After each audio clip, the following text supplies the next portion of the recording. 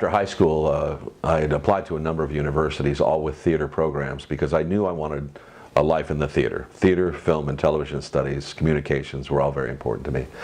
But I had a guidance counselor who introduced me to the University of Miami and told me about their theater department.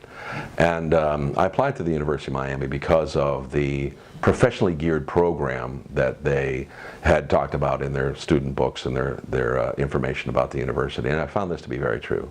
I ended up going to the University of Miami on a full scholarship. I was very, very blessed in that way.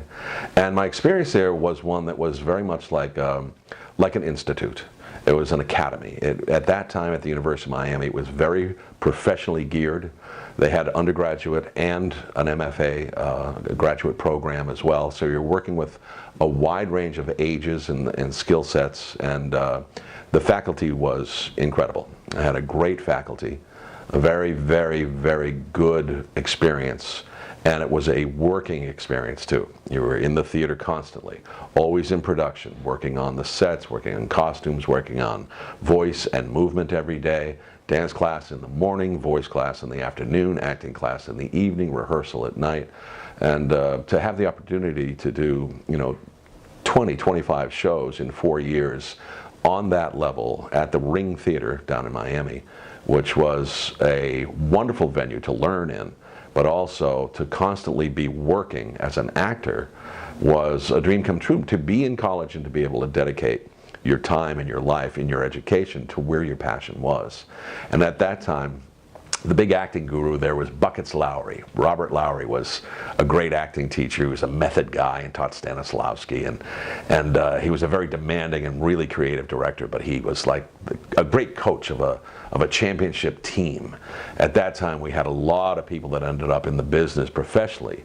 I was classmates with Ray Liotta, Sandra Santiago, Stephen Bauer, Valerie Climo, a lot of people that are still in the business, both in front of and behind the camera, on stage and film and television. And they were championship seasons. It's like sometimes universities have football teams or baseball teams, great sports teams that have legacies, that those were great championship seasons. That's what it felt like at that time, and you kind of knew you were in the belly of a very special thing then. And one thing that Buckets Lowry said at the University of Miami when we were there, he used to say to us, you're going to look back in your careers, because you're all going to do this thing. If you want to do it, get out there and do it. But you're going to look back and you're going to see that some of the best work you ever did was at the university. And you know what? It's true, because you have the ability to focus only on that. You don't have to worry about your rent or the light bill or the subway or auditions. You're in a program. You're with friends and colleagues that you, right now, it turns out that I've known for life. But you're all in it together, and you can dedicate yourself 100% to that program. And it turns out that some of the greatest work I've ever done was there. And I've done a lot of great stuff, but it was an inspirational time and a great, great education.